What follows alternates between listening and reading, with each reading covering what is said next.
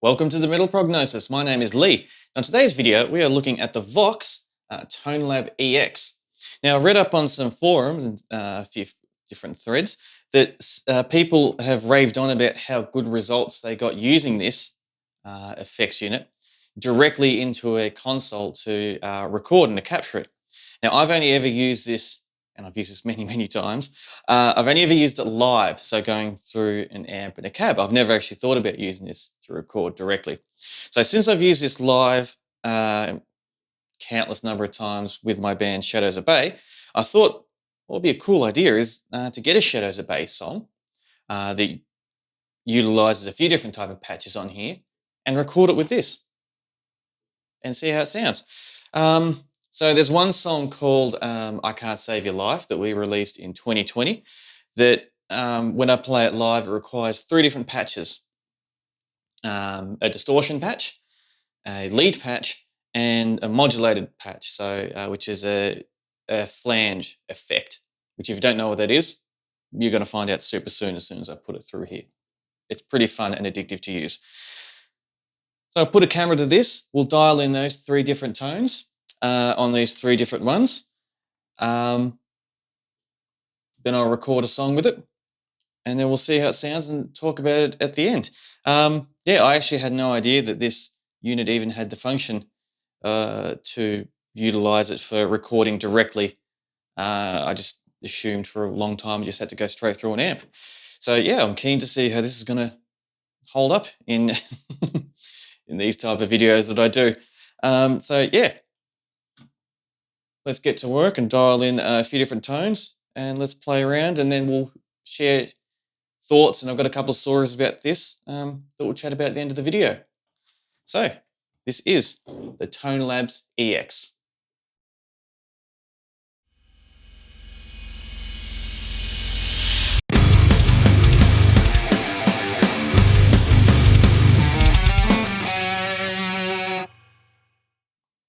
All right, now I've plugged everything in. Let's turn it on. Does a fancy little dance, which is good. And I've got action. So this is now set pretty much how I used to use it live.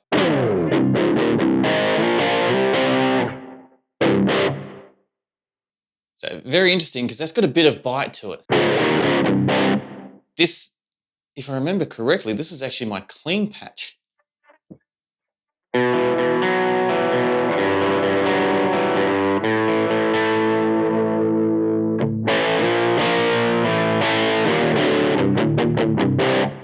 So on the settings here at the back, you can set this unit to, there's a few different settings, but this is set to be utilized for an amp and speaker. So I'm going to move it across to the setting where it's designed to now be recorded directly.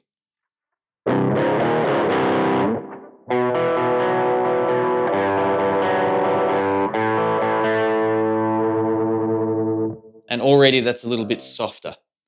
So I'm not going to go through everything on here because that's not the point of the video. So let's go to bank 6. 6 sounds good. And patch number 1, because I have no idea what's on here. So let's quickly just listen to see what's on here, and then we'll alter them to what we want for the song we're going to record.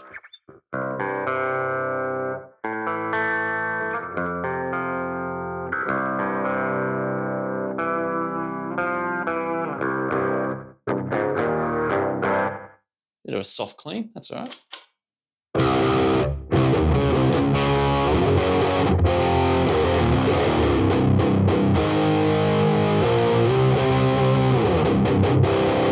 So just give you a quick example of, that's not a bad distortion. The different modes you can set this on. So this is if you were to plug it into an amp and speaker. This is what it sounds like if you try go direct.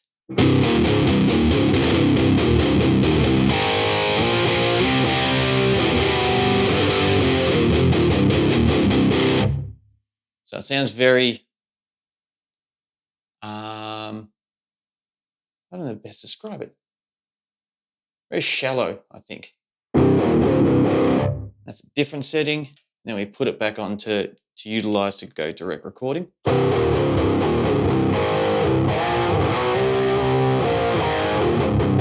Not the best playing, but that's not what we're here to judge. We're here to judge the sounds.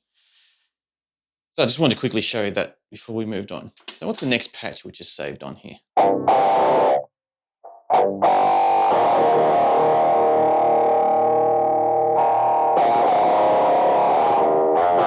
I might change the speed of the tremolo with this one.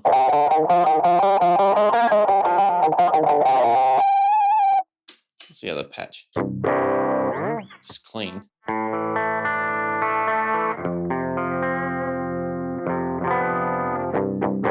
All right, that's enough of that, because let's get to the fun stuff now, because this has got heaps of crazy stuff in it. Let's see if I remember what's going on. So firstly, that's off. We turn off the pedal, because we don't need the pedal. I only ever really use a pedal live for volume control anyway. But then I realized it's a lot quicker and easier if I just turn the volume off on the guitar. Bit of insight that no one asked for. So let's find the distortion. So the different amp simulators they've got on here. Let's see if we can find that. So they've nicknamed them. Here's a metal distortion. It's a gain set at. So these knobs save the settings. So as soon as we start moving it, then it lets you know where it is. So right now, the treble, even though it's pointing at about 2 o'clock, isn't really there. So if I move it a little bit, it lets me know where it is.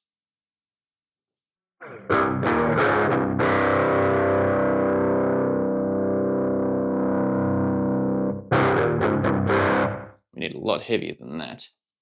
Rock Planet.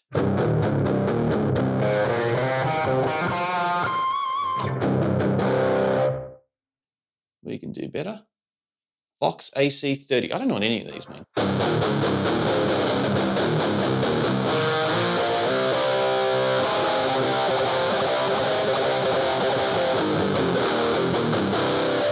We can do better. Tube DX. Sure.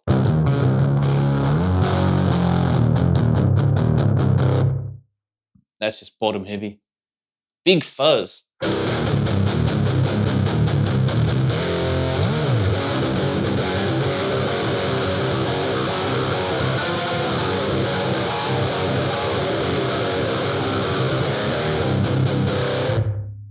Not bad.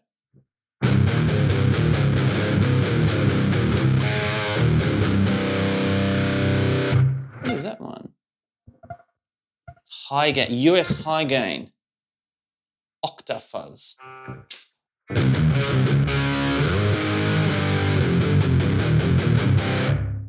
Mind that. This one's Techno Fuzz, US metal.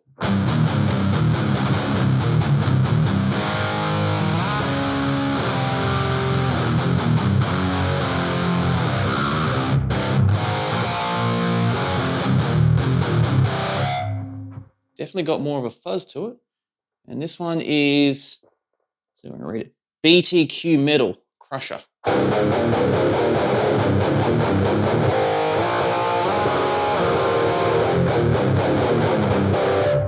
Now, keep in mind we haven't touched any of the EQs yet, so we can clean up any of these. So all I'm doing is finding a rough foundation to start from.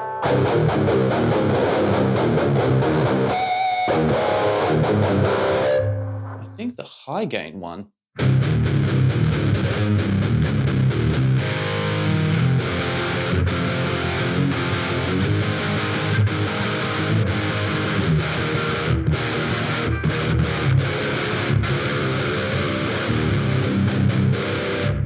Yeah, let's muck around with this one.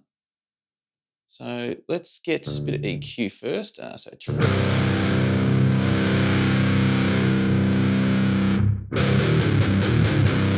Some middle.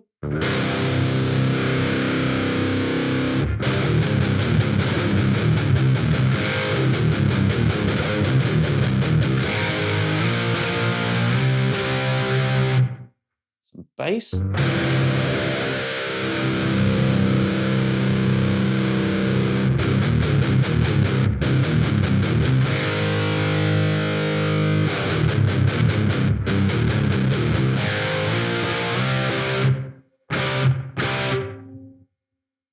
I don't need reverb.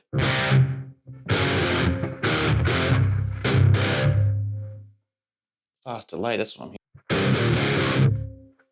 That's better.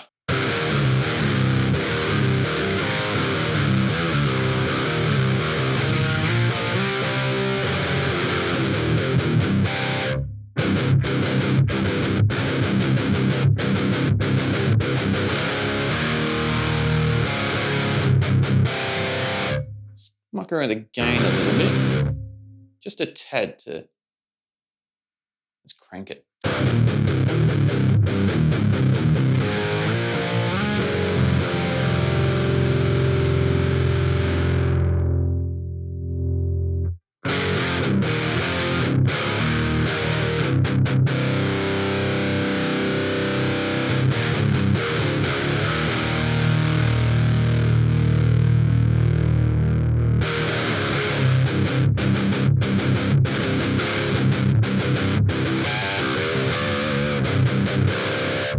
I think that's sounding decent.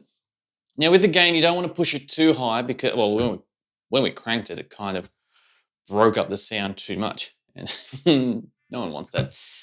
But I always like to pull back the gain just a little bit. So once I find that nice, it's not really nice now because I've learned how to work with it. But when I first started working with recording electric distortion on guitars, is you'd find the really nice distortion that you liked and then just dialed it back a notch. And it's really important to dial it back a little bit because as soon as you start recording it and doubling up on guitars, you don't want it getting lost. So the more guitars you stack on top of it, the more distorted it's going to be. So therefore, you don't want it to be overly saturated and just lost of mush. Which is why in all my videos I like to do a band mix as well, so you really get a good,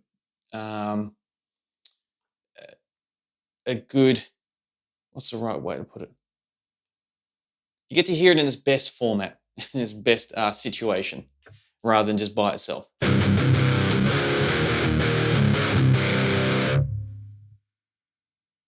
So that's sounding good.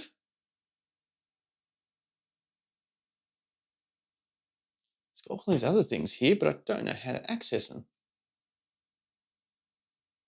That would be really cool if I could actually just figure it out. So what do we got? Assign that. It's got option now. I wonder if I hold it. Let's see if this is going to work.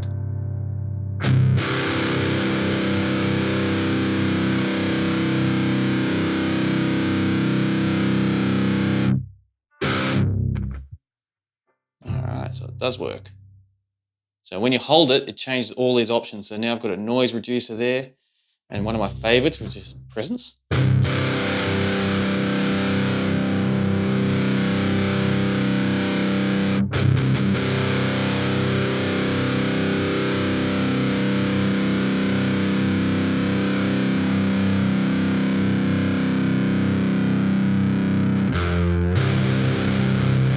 Oh, I didn't need to hold it, you just need to wait till it flashes.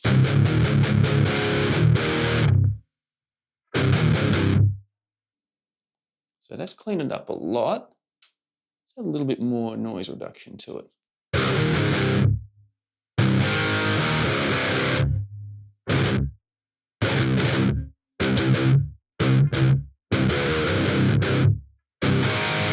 That's actually decent, it's not too bad. Not like wow and phenomenal, but that's actually pretty good. So I've got EQ high and EQ low as well that we can muck around with. And what's the last? A trim as well.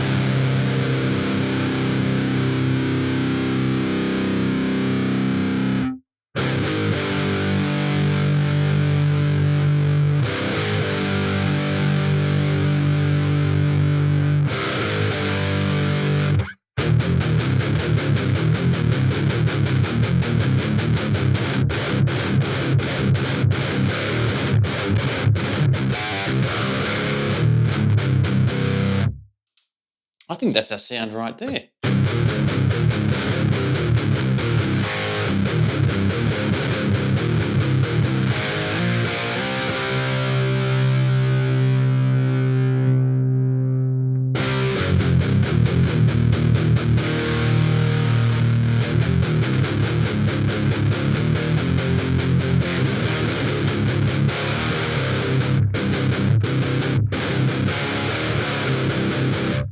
I'm just playing now because it's fun.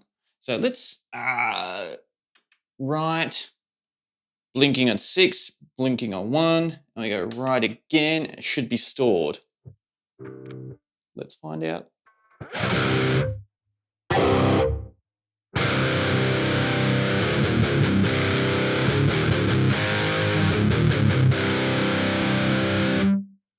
Cool. So let's come up with a lead patch now.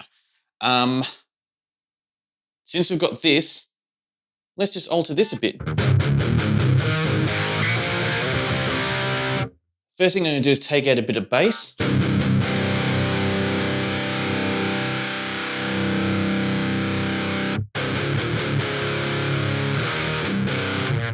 Add a little bit more mids if I can.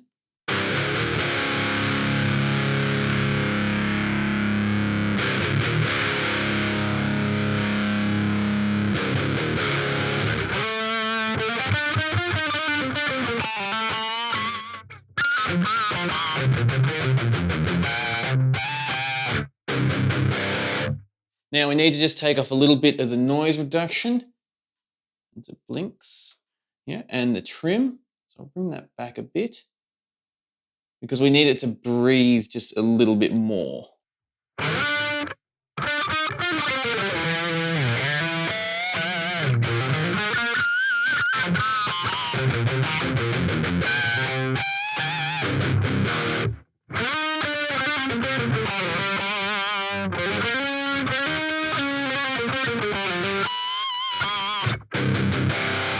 Not the best lead work, but I'm not here to show off on that. We're here to do effects. What else do we need?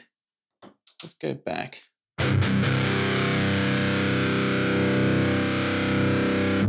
Now with my lead patch, I don't mind pushing the gain up more where it can get a little bit too saturated, but it's okay because we're not going to be playing those chords.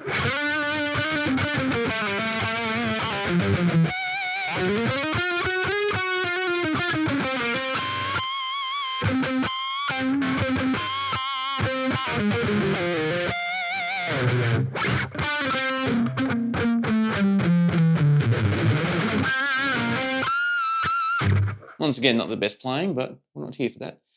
Okay, so that's sounding okay. Let's just, I might dial it back just a tad.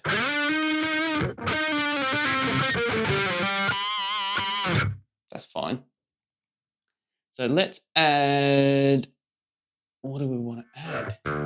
Where is delay? Delay. Is it? Ah, here's the delay.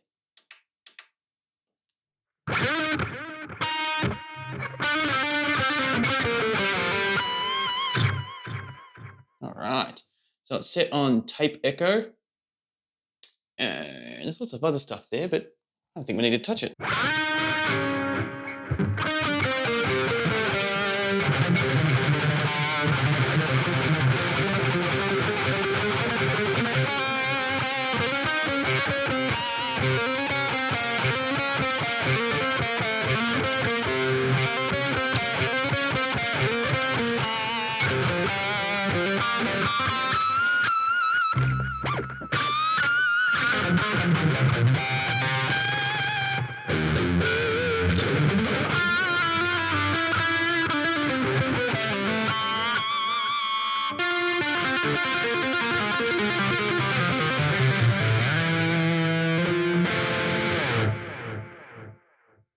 I think that's good. So I do that just to hear how the notes react to different...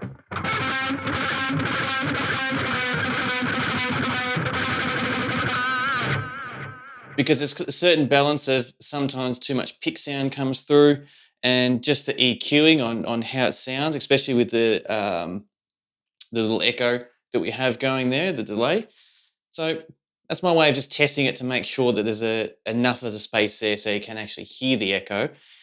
Because if you have it too thin and too close to each other, then it just thickens the sound. You actually don't get that doubling up effect. But what I should do is I should actually play the main melody of the song.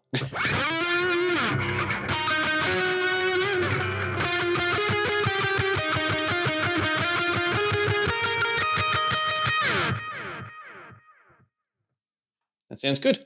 So we go right on the second one at the 6, right again, delay. So here's our distortion patch, our lead.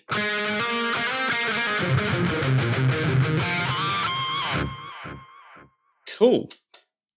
Now we need to do, not that, we need my flange one. Now my flange one, when I first put it together with this, which I tell a story more in depth in my final thoughts, but the one trick that fooled me for a while afterwards, because I need to recreate this patch through, well, I'm standing right behind it, so I'll put a picture up there, on my 11 rack that I used for the album. I couldn't remember how I did it, and it took me a while to figure it out. And how it was is I had a distortion sound with a flange over it. So let's get, not you. Why do I want you? No, I want this one. It's already set to flanger.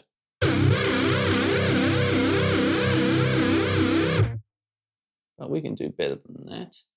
Ba-ba-bum. Try this. No. There we go.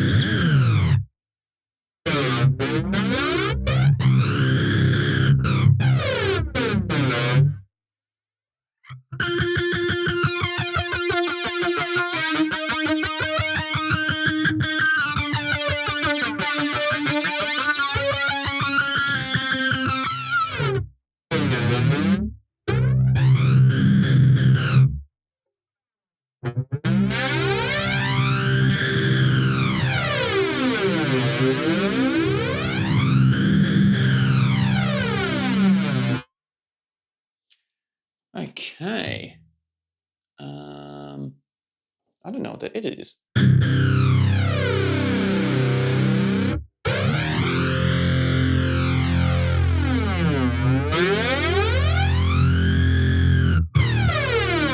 So that's the depth that you want it to go, how deep and how high.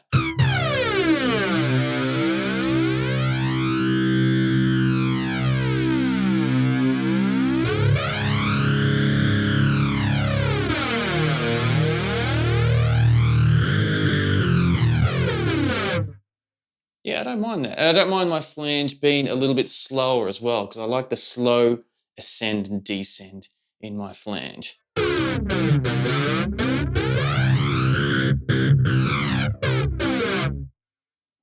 That's the opening riff for the song that you're going to hear in a moment. So I'm happy to save that just as it is. I don't think I need to really change anything.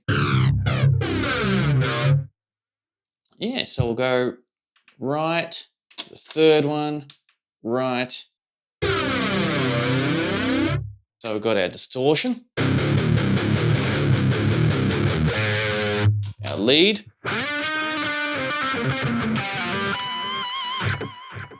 and our flange.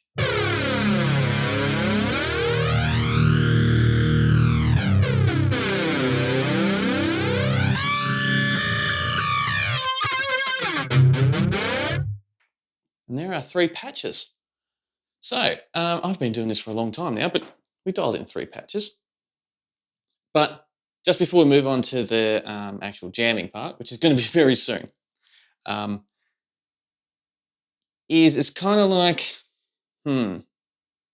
with cooking, a lot of people, when they make certain pasta style dishes, they'll use red wine, and then they'll also use that the same red wine to feed their guests with as a drink. So they match up the wine with the actual one they use for the meal. And that's how I feel the same when I'm doing these patches, doing multiple patches for the same song. Because we had a good foundation with the distortion, matching it up after there means they should fit in really well together when we start mixing and playing along with them. Especially for live, because the volume, the last thing you want live is when you're switching between different patches. And I've had this as a sound engineer too many times, working with unknown bands where they change a patch and suddenly it's super loud. You're like, ah!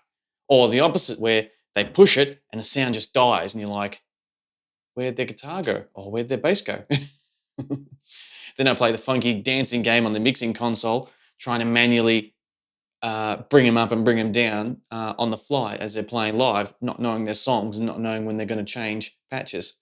So doing it like this, for any beginners at home, this is a really good way to keep it nice and level and nice and even. So yeah, in saying that, I have my patches. So let's get on to the actual jamming part. So on the first patch, I'll double up on the guitars to have left and right for the two different leads. And I'll do a different spot for the little flange one and for the different one for the lead patch. And then, yeah, I'll put them in the Brady Bunch setup as best as what I can. I'll re-record the bass as well, and I'll use the old backing drums that I used before the album. And yeah, we'll play along and have some fun and see how it sounds. I was thinking about trying to play it live to have this on the ground, have this unit on the ground to actually change effects while I'm doing it, but that might be a little bit too much mucking around, so I might just do an extra take, which is not hard at all. Just do an extra take rather than doing one take to change a patch twice. So yeah, work effectively and efficiently. So yeah, babble on enough now. Let's get to the jamming part, the fun part, and then I'll share my final thoughts on the other side and share a couple of stories about this unit that I've had playing live. So in about 7 seconds, I really hope you enjoy this song, and I'll see you on the other side.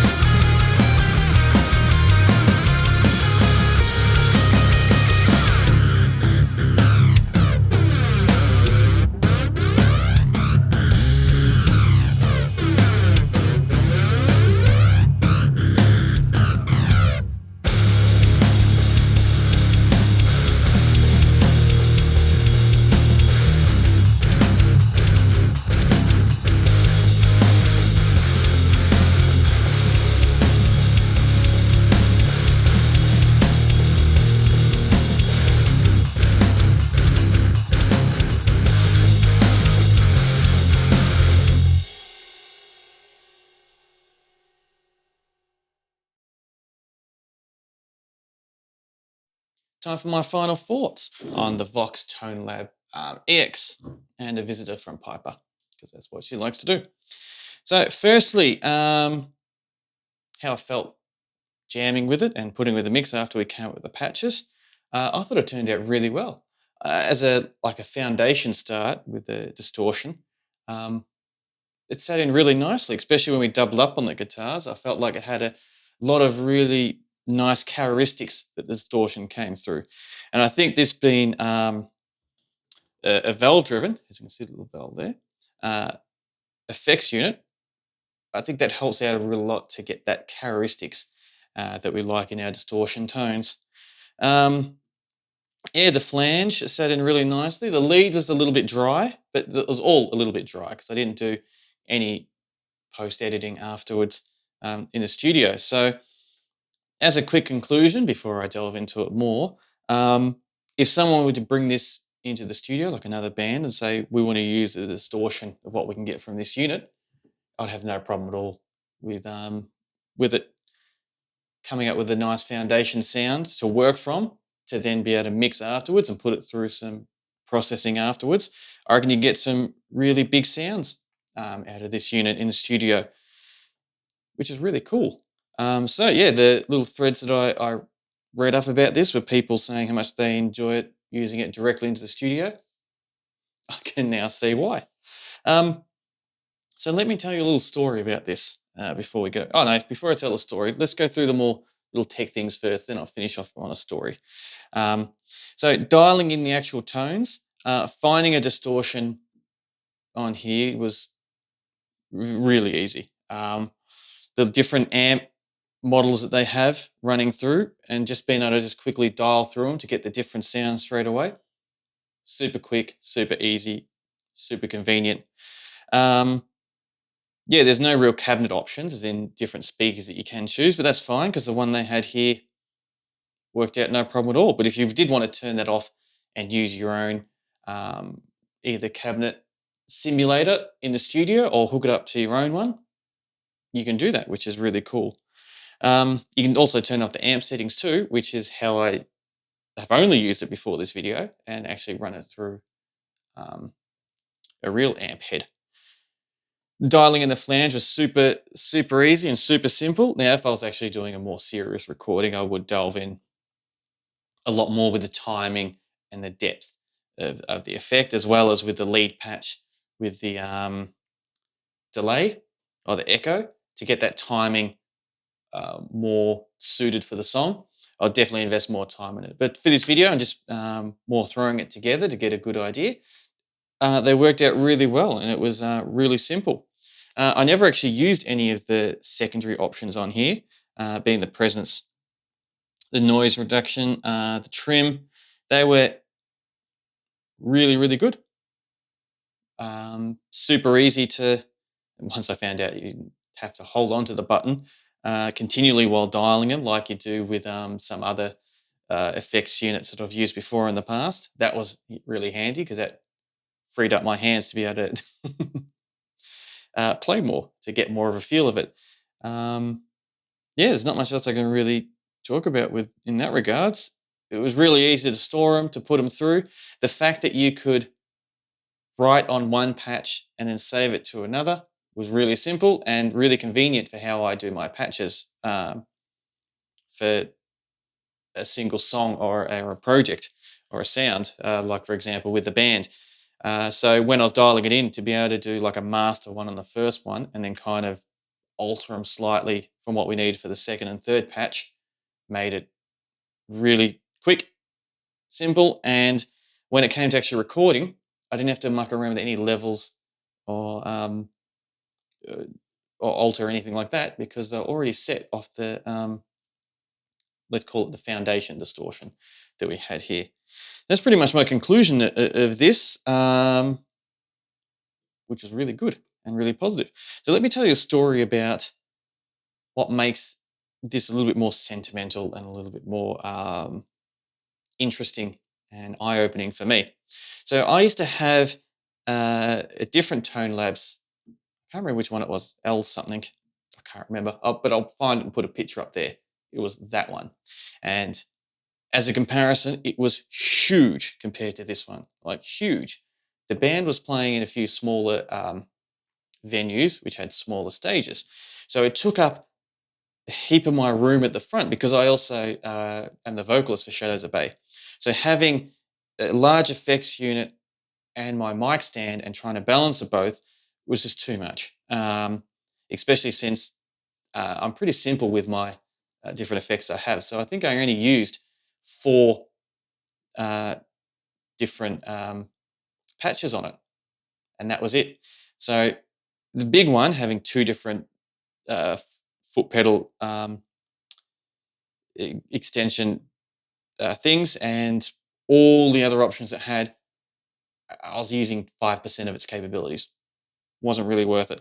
So I decided I'm going to downgrade to this ToneLab. Not really downgrade, but I don't know if it's better or worse, but it's just smaller. And because I really liked the tones that I got out of my last one, I figured this one should be fairly close, if not identical, on some of the stuff that I wanted to get from it. The only issue was I picked this up from the music store the day that I had a show on. So I had a gig that night. So what I did was I unwrapped it at the actual gig during sound check, and the band, um, whenever we can, we use the same sound engineer because he's a friend and he's a good sound engineer. And when you work with them a lot, you kind of they get to know your equipment, you get to know how they work, and it just makes things a lot easier and you get better results more consistently. So I was talking with my sound engineer, his name's Tom, when I got this, and I asked him during sound check, I go, can you just give us a quick hand because I just need to come up with these 4 patches quickly and punch them in just to get the levels right. So he was at the mixing console where he controls everything. I was on stage and I quickly dialed it in, and all I pretty much did was, from what I can remember, was I found a preset patch somewhere that sounded dirty, and I was like, all right, there's a distortion sound. I'll quickly just give it, I didn't even think I gave it much of an EQ. I just changed the gain a little bit, set the volume thing, saved it, checked with Tom, the sound engineer, to go, is that okay? Yep. Went to the next patch, added a bit of delay to it, kind of did a little bit what I did with this one, but a lot more rush because I only had during sound check to do it. And it was quickly backwards and forwards going, is that okay? Excellent. Next one, is that okay? Excellent. Because the last thing I wanted was during the gig was to keep swapping, and one of them was either too low in volume compared to the previous patch, or worse, too high. The last thing you want to do is blow everyone's ears with the levels being out by being a not considerate guitarist or musician out there changing patches. So I got that done, and that also makes the sound engineer's job a lot easier because I know me as a sound engineer, when I do it, I like to work with bands on that level to make sure all the levels straight from their effects units or pedal boards or whatever they're actually using is set nicely. So that makes my job a lot easier. And not so much just easier as a sound engineer, but it makes the overall performance of the night for the audience a lot cleaner. And that's the main priority, is the people who actually paid money to come see the bands play live. So yeah, I didn't. So going back to the story of when I first got this, I love tangents. I got this, I did the patches with Tom, and ever since then, I never touched it again. As in, I used it a bucket load of times for other gigs, but I never touched the settings again because we gigged a lot, I rehearsed with it a lot, and it worked. So I never even thought about delving in deeper to see if I could get a better tone, or if I did want to actually change the tone I use my amp to change any EQs and any settings from there to try to find the balance, and just kept this as it is. So when I decided to do this video after I heard after I read those threads with some people going, they reckon this is underappreciated for how much you can do with it just by plugging it straight into your computer and recording, or console, and recording directly with it. So that inspired me to go, I've never done that firstly, and it'd be nice to delve into deeply to see what else has to actually offer. And even with this video, if anyone has used this and are watching me doing this right now, you're probably screaming in the background going, it can do so much more, Lee. What the hell are you doing? Like, it can do so much more. And I understand that, and I know that, and I appreciate that. So please don't feel like I'm just whitewashing over it quickly. This does a hell of a lot more than what I utilize from it. So yeah, I think that's a nice place to really wrap it up. So there is my ToneLabs EX by Vox effects unit for guitar, which is really, really cool. But like all my videos, I'd love to know your thoughts. How did you feel while I was dialing it in? Did you feel like I came up with something good, or I should have spent more time doing it? How did you feel with the song when we added in with a full band mix, so doubling up on the guitars, having a lead guitar in there as well, having the flange, because in all my other videos I rarely do anything other than distortion. So having me play something different on these videos. And yeah, how do you feel all of it? How do you feel when it was all together and all pasted in with the rest of the band? Yeah, what are your thoughts on it all? And also, would you like me to hook it up to something like this and show you how I've utilized it in the past and see what it's like dialing in a tone that way rather than going straight into the console. Have you had any experience with these? I'd love to hear what your experience with these are, because they're not too expensive. They're not the cheapest things going around, but I think they're very reasonably priced. Um, they're definitely priced well enough for what I use it for. So if you use something or know someone who uses a bucket load more of stuff that this thing has to offer, it will absolutely be a bargain for them, uh, for sure. But for me, for what I use it for, it's definitely very reasonably priced. And they're very, very well built as well. So even finding them on the second-hand market, if you find them for a good price, they'll definitely still be, they should be in really good condition anyway, because yeah, the one thing I was attracted towards this one and not other effects units was it's so well built and tough, which is good because when I take it on the road a lot, and when it goes out on stage, you need your equipment to survive. So yeah, definitely let me know what your thoughts are. And in saying that, I will do my usual sign off. So whether this video is in the foreground or the background, I absolutely appreciate you being a part of this conversation and joining me on this little journey that I had with this Vox effects pedal or any other videos that I've done. So yeah, if you've got any comments about this video, like all YouTube videos, leave a comment below and we can continue this conversation, not just with myself, but everyone else in the community.